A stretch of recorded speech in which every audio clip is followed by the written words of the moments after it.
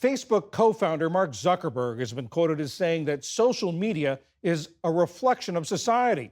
But researchers at New York University have concluded that it's not an accurate reflection.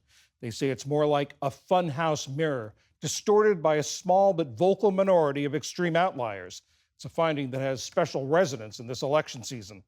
NYU psychology professor Jay Van Bavel is one of the authors of the paper that reported that research. Mr. Van Bavel, are there particular topics or issues that tend to be distorted more than others? Yeah, it tends to happen for all kinds of issues online, but there are many issues where they found, for example, less than 1% of people are spreading the most amount of misinformation about them. Is it possible to characterize who these people are and why they're doing it? One of the big factors that seems to be driving this is that it's people with extreme beliefs or extreme political ideologies, and they tend to be posting by far the most content. And so therefore, when we tune in, we're mainly seeing views from the extremes. But what motivates them? Why are they doing it? They motivate it for a lot of reasons. One is that they're passionate about it. And whether we're talking about politics or Taylor Swift fans, it's something that motivates them to go and share their thoughts. But many people are also doing it because they're trying to convince others. They're trying to push it like their beliefs, but also a little bit like propaganda. And you say it's all sorts of topics, but are there are some that are particularly prevalent in this manner? Yeah, one of the big ones is politics. A very small proportion of people are posting the vast majority of content about political issues.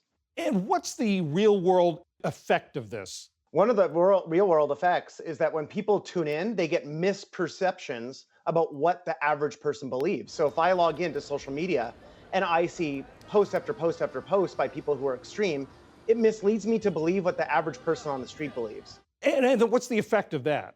The effect is that it can lead to what's called false polarization, that we think that people are far more extreme in the real world than they actually are. And that can lead us to disengage from people who are different than us or belong to different parties or groups. What's the chicken the egg here? What is it that the political divisions drive this distortion, or are the distortions driving the political division? We think it's a little bit of both. Certainly that we're at the point of polarization in America that's greater than any point in the last 40 years. And it's driven more now by outgroup hate than in-group love. So that means a lot of people are feeling more hostile, and so they're more motivated and outraged to post more content. But what it does is, because it creates this misperception of reality, it then infects the rest of our minds and it makes us misperceive what our neighbors believe. You know, a few years ago, the Wall Street Journal got some internal documents from Facebook. And one of the things they found was that they were looking at changes in the algorithm to address this division and this sort of sensationalism. And it said that Mark Zuckerberg was resistant to this because he feared it would reduce engagement, that this sort of thing is what's driving things on social media. Is there a way to change it, or is there a way to fix it if that's sort of their business model? Yeah, I mean, I'll give you an example of a study we just finished. We paid people a few dollars to unfollow some of the most hyper-partisan accounts on X or Twitter. And after the time of the study was over, after a few weeks, we paid them their money and said, you can refollow these accounts. Most people chose not to follow those accounts. And what we found is that the impact on them lasted up to 11 months. They had less partisan animosity. They were sharing more accurate information. And so it turns out that people, they stop following these accounts, they feel better, they become less hostile. And given that, they don't want to refollow them. If you don't have a grant that's giving you all this money to pay these people to stop following them, how do you get people to stop following these accounts? Yeah, I mean, the big thing we're trying to do right now is just educate people about the results. And I will say this to Mark Zuckerberg, we measured engagement, and this did not reduce engagement. What we did was, in another condition, we paid people to follow accounts that were uplifting and educational and interesting, and people actually felt a greater sense of well-being and wanted to continue following those accounts. So I think if people consider their social media feed a little bit like their diet and try to make it a little bit healthier, it turns out it can have a big effect on their well-being and the quality of information they get. What about the supply side of this? You're talking about the demand for these accounts. How do you remove the incentives that people have for this? Because a lot of it is because these are the sorts of things that get reposted. Yeah, I mean, that's the problem. It turns out that the extreme people are posting this and also amplifying content that's shared by others.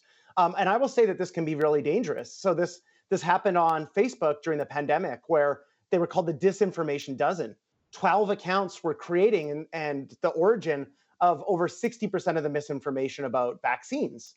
And so Facebook actually got rid of them. And the incentive structure for those accounts was not only engagement, but they were making money. Almost all of them were selling dubious health products on their websites. And so there's always going to be an economic incentive for people to push extreme and misleading information. And so we have to change those incentives for them.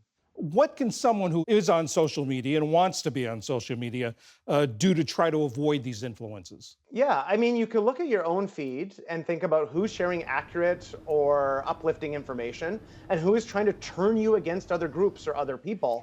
And you can do a little bit to curate it. So I think every New Year's Eve, most people in this country set a New Year's resolution to like have a healthier diet or exercise more, spend more time with their family and friends.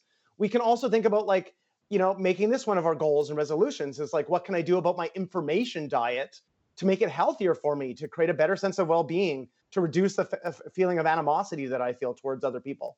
Jay Van Bavel of New York University with another New Year's Eve resolution to consider. Thank you very much. Thank you.